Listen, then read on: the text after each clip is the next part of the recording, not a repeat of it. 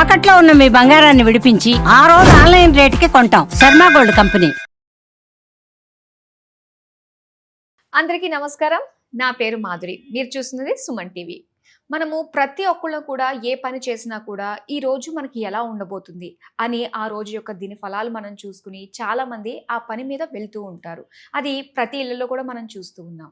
మరి అలాంటిది ఇప్పుడు మనం పక్ష ఫలితాల గురించి తెలుసుకోబోతున్నాం. అంటే మార్చి 15 నుంచి 29 వరకు ఎలా ఉండబోతుంది, ప్రతి ఒక్క రాశి వారు ఎలాంటి జాగ్రత్తలు తీసుకుని ముందడుగు వేస్తే వాళ్ళకి మంచి ఫలితాలు వస్తాయి. ఇలాంటివన్నీ కూడా ముందస్తుగానే మనం తెలుసుకోవడం వల్ల అంటే ఎటువంటి చిన్న బ్యాడ్ ప్రభావం అన్నా కూడా వాటి నుంచి మనం కాస్త దాటేయగలం అన్న ఒక నమ్మకం ఉంటుంది. కాబట్టి అది ఇప్పుడు మనం చేయబోతున్నాము. మరి పక్ష ఫలితాలు అందరూ సిద్ధంగా చూస్తూ ఉండండి.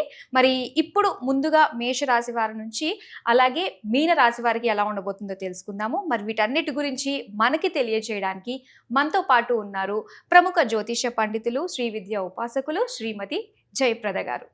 నమస్కారం అమ్మ. నమస్తే అమ్మ. శ్రీమాత్రే నమః. అమ్మ, ప్రతి ఒక్కరు కూడా వెయిట్ చేస్తూ ఉంటారు దిన ఫలితాలు, అలాగే పక్ష ఫలితాలు, మాస ఫలితాలు అని చెప్పేసి. అయితే మనకి ఇంకా మన క్రోధినామ సంవత్సరం వెళ్ళిపోతూ ఆఖరిగా వచ్చి ఈ పక్ష ఫలితాలు ప్రతి ఒక్క రాశి పైన ఎలాంటి ప్రభావం చూపించనుంది అన్న విషయాలు తెలుసుకోవాలనుకుంటున్నాము. గ్రహాలన్నీ కూడా ఎక్కడెక్కడ ఉన్నాయో తెలుసుకుందాం. ఎందుకంటే మనకి రాశి ఫలాలు అనేది మనం ఎప్పుడు కొన్ని చూసుకోవాల్సిందంటే మనం మాస ఫలితాలు కానీ, పక్ష ఫలితాలు కానీ, వార ఫలాలు కానీ ఇవన్నీ ఎందుకు చూసుకుంటామంటే వార ఫలాలు వచ్చి చంద్రుడి ప్రభావం, చంద్రుడు ఎక్కడెక్కడ ఏ రాశిలో ఉన్నాడో చూసుకుంటే ఆ వారం అంతా ఎలా ఉంటుంది అనేసి. ఎందుకంటే ఆయన మనకారకుడు, మనసు ప్రశాంతంగా ఉంటే కదా ఏ పనైనా చేయగలుగుతాం. అందుకని ఈ వార ఫలాలు చూస్తాం. ఈ పక్ష ఫలాలు అనేది ఏంటంటే సూర్య భగవానుడు, రవి భగవానుడు 10-15 రోజులు మారిపోతుంటాయి. అంటే నెల రోజులకి మారుతూ ఉంటాడు ఆయన. 30 రోజులు తిరుగుతాడు ఆయన ఒక రాశి నుంచి ఒక రాశికి. అయితే మనకు వచ్చినప్పుడు ఏమవుతుందంటే 15 రోజులకి ఒక రాశి, 15 రోజులు ఒక రాశిలో ఉంటాడు ఆయన. ఓహో. ఒకే రాశి 30 రోజులు కనిపించడానికి, ఒక రాశి 15 రోజులు, మళ్ళీ 15 రోజులకి ఒక రాశి మారిపోతుంది. అంటే మామూలుగా 30 రోజుల డిగ్రీ ఆయనది, కానీ మనకు వచ్చి చూసుకున్నప్పటికీ 13-14 తారీఖు నుంచి మారుతుంది అనమాట. మనకి నెల ఏంటి 1వ తారీఖు నుంచి 30వ తారీఖు. అక్కడ వీళ్ళు సూర్య భగవాన్ మారేది ఏంటి, ఇప్పుడు మనకి మామూలుగా చూసుకుంటే మకర సంక్రమణం అంటే ఏంటి, మకర రాశిలో 14వ తారీఖు సంక్రాంతి వస్తుంది. అక్కడ రవి ప్రవేశిస్తారు మకర రాశిలో. సో అక్కడ ఉత్తరాయణ పుణ్యకాలం వస్తుంది. అంటే ఇక్కడ ఏమైంది, రవి వచ్చింది కరెక్ట్గా నెల రోజులకి ఆయన అక్కడ ఉంటాడు రాశిలో. అయితే ఆయన వచ్చింది ఇక్కడ 14వ తారీఖు వచ్చాడు. ఇప్పుడు మనకి 15 రోజులు అయిపోయిన తర్వాత వచ్చాడు ఆయన. అలా ఏంటంటే ప్రతి రవి ఈ పక్ష ఫలితాలు ఎందుకు చూసుకుంటాం అంటే రవి ఇలా మారుతుంటారు కనుక ఇలా మారినప్పుడు ఏమవుద్ది, ఒక రాశి మన ముందు ఉండొచ్చు, ఒక రాశి వెనక ఉండొచ్చు ఆయన. సో ముందు రాశి ఉంటే అదృష్టం ఎలా ఉంటుంది, వెనక రాశి ఉంటే అదృష్టం ఎలా ఉంటుంది అని తెలుసుకోవడానికి ఈ పక్ష ఫలితాలు అనమాట. సో మాస ఫలితాలు వచ్చేప్పటికి ఏమవుతుంది, బుధుడు, కుజుడు, శుక్రుడు వీళ్ళు కూడా మారుతారు. ఈ 4 గ్రహాలు మారడం వల్ల ఈ మాస ఫలితాలు అనేది చూసుకుంటుంటాం. ఎందుకంటే మన బుద్ధినిచ్చేవాడు బుధుడు అండ్ ఏ పనైనా చేయాలి అంటే మొండు ధైర్యాన్ని ఇచ్చేది కుజుడు అండి. ఒక పని చేయాలి అంటే ఒక కోరిక ఉంటేనే చేస్తాం, అసలు పని ఎందుకు చేయాలి ఆ రీజన్ ఇచ్చేవాడు శుక్రుడు. సో ఈ 4 గ్రహాలు కదిలినప్పుడు ఈ మాసం అంతా ఈ పనులు అవుతాయి, ఈ పనులు అవ్వవు చెప్పండి మాస ఫలితాలు. ఈ విధంగా మనం చూసుకుంటాం కనుక ఈ మాస ఫలితాలు, పక్ష ఫలితాలు, వార ఫలాలు. అయితే మనం ఈ పక్ష ఫలాలు ఎందుకు చెప్పుకుంటాం అంటే ఈ మాసంలో గ్రహాలన్నీ కూడా మీనరాశులు ఎక్కువగా ఉన్నాయి. అన్ని రాశుల కంటే ఒక్కొక్క రాశిలో ఒక్కొక్క ప్లేస్లో ఉండేవి, కానీ ఈసారి ఏంటంటే షష్టగ్రహ కూటమి అనేది వస్తుంది కనుక మనకి. సో అన్ని గ్రహాలు ఒకే ప్లేస్లో ఒకే రాశిలో ఉండడం వల్ల మ్యాక్సిమం గ్రహాలు మీనరాశిలోనే రవి, బుధుడు, శుక్రుడు, రాహు ఈ 4 మీన రాశిలో ఉన్నాడు. తర్వాత గురువు వృషభ రాశిలో ఉన్నారు, మిథున రాశిలో కుజుడు ఉన్నారు, కుంభరాశిలో శని భగవాన్ ఉన్నాడు. సో ఇలా ఉండడం వల్ల ఏంటంటే కొన్ని రాశులకి యోగాలు బాగున్నాయి, కొన్ని రాశులకి కాస్త జాగ్రత్తగా ఉండాల్సిన పరిస్థితి ఉంది. అది మనం చెప్పుకుందాం అమ్మ. ఇక మరి మనకి పక్ష ఫలితాల్లో భాగంగా సింహరాశి వారికి ఎలా ఉండబోతుంది అంటారు? సింహరాశి వాళ్ళకి బాగుంది అని చెప్పలేము, బాగాలేదని చెప్పలేము, నార్మల్గా ఉంటుంది వాళ్ళకి. అంటే పెద్దగా ఇబ్బంది పడే లక్షణాలు ఏం లేవు, అలాగని భయపడడానికి లేదు. ఎందుకంటే రాశాధిపతి వెళ్ళి మీన రాశిలోని చక్కగా వీళ్ళు శుక్ర, రవిలు, బుధులు కలిసి ఉన్నారు. సో ఎప్పుడైతే వీళ్ళ రాశాధిపతి మీనరాశిలో ఏ స్థానంలో వెళ్ళి ఉన్నారో, అంటే 12వ రాశి స్థానంలో మీనరాశిలో ఉన్నారో కొన్ని పనులు అనేది అవుతాయి కొంతమందికి అవ్వదు. దీనికి రీజన్ ఏంటి అంటే వాళ్ళ జాతకంలో ఉండే యోగాలు బట్టి, దశాంత దశలు బట్టి. ఇక్కడ మనం చూసుకుంటే అది అష్టమ స్థానం అవుతుంది, ఈ స్థానంలో ఇలా ప్రాబ్లం ఉంటుంది, నవమ స్థానం అవుతుంది, ఇలా ప్రాబ్లం ఉంటుంది అని చెప్పడానికి ఏం లేదు. ఇక్కడ మెయిన్ ఏంటంటే ఎప్పుడైతే రవి ఎక్కడున్నా సరే వాళ్ళ రాశిని బాగా చూసుకోగలరు. అది రవి గ్రహం ఉండే టాలెంట్ అనమాట. సో ఆయన ఎక్కడున్నా ఆ రాశి బ్రహ్మాండంగా చదువుతుంది. ఆయన ఎవరితో ఉన్నా ఆ ప్రకాశం అనేది వాళ్ళకి వచ్చేస్తుంది. ఆహా. సో ఎందుకంటే రవికిరణాలు అనేవి అలా అంత పవర్ఫుల్ పనిచేస్తాయి. ఓకే. అందుకని మీరు సింహరాశి వాళ్ళకి అన్ని పనులు నార్మల్గానే ఉంటాయి. ఉమ్. గొప్పగా సాధించే ఏదో పెద్ద గొప్పగా ర్యాంకులు వచ్చేయడం కానీ ఏదో ప్రమోషన్ రావడం కానీ ఇది గోచర విషయంలో లేదు. ఉమ్.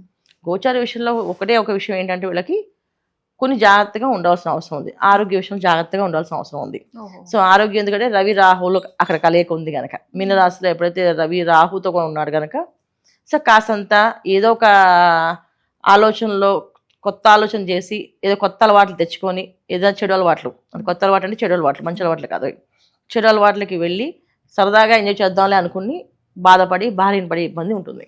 ఓ. సరదాగా ఒకసారి అలవాటు ఎప్పుడు లేని అలవాటు కొత్తగా చేసుకున్నారంటే అది కాస్తంత వాళ్ళని పీడిస్తుంది, ఉమ్. వ్యాధిగా మారి వాళ్ళని బాగా ఇబ్బంది పెడుతుంది. ఉహు. సో ఎవరికి దాని జబ్బు మీకే వచ్చింది సార్ అంటాం కదా, ఒకసారి వింటుంటాం కదా మనం.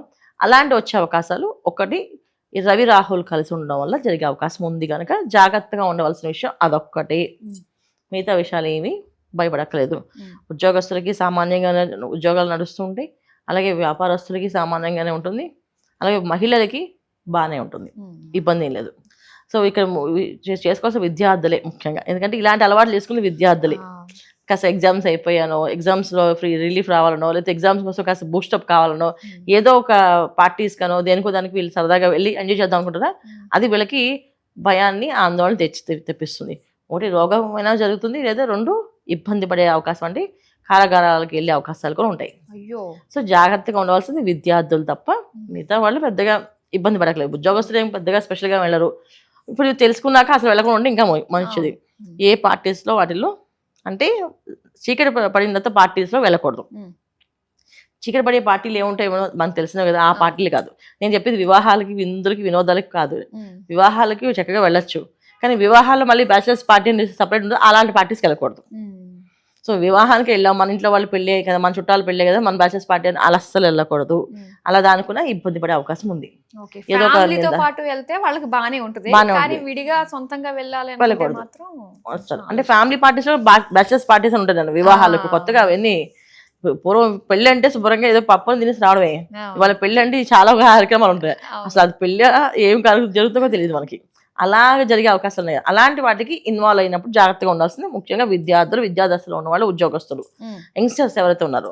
సో పెద్దవాళ్ళు కాస్త జాగ్రత్తగా ఉండాల్సిన విషయం వాళ్ళు జాగ్రత్తగానే ఉంటారు, ఇబ్బంది ఏం లేదు. సరే వ్యాపారస్తులు, ఉద్యోగస్తులు, విద్యార్థులు ఈ ముగ్గురు మాత్రం ఎంజాయ్మెంట్, పార్టీస్ అంటే చీకటి పడిన తర్వాత ఏదైనా పార్టీకి వెళ్తే మాత్రం అది కొంచెం ప్రమాదంగా మారే అవకాశం వీళ్ళ పాలిట ఉంది. ఇంకా మిగతా ఏమీ లేవు, ప్రమాదంగా ఉంది. సో చూసుకోవాల్సిన జాగ్రత్తలు వీళ్ళు ఇవి ముఖ్యంగా. తర్వాత ఏంటంటే సింహరాశిలో ఉన్న వాళ్ళు ప్రతి ఒక్కరు ఏంటంటే పొద్దున్నే లేచి సూర్య నమస్కారం చేసుకోవడం చాలా ముఖ్యం ఈ పక్షం అంతా కూడా. ఎందుకంటే రవి ఎప్పుడైతే మీన రాశిలో రాహుతో కలిసి ఉన్నాడో ఉన్నంతకాలం వీళ్ళు సూర్య నమస్కారం చేస్తే ఎటువంటి రోగాలు వీళ్ళని అంటాం.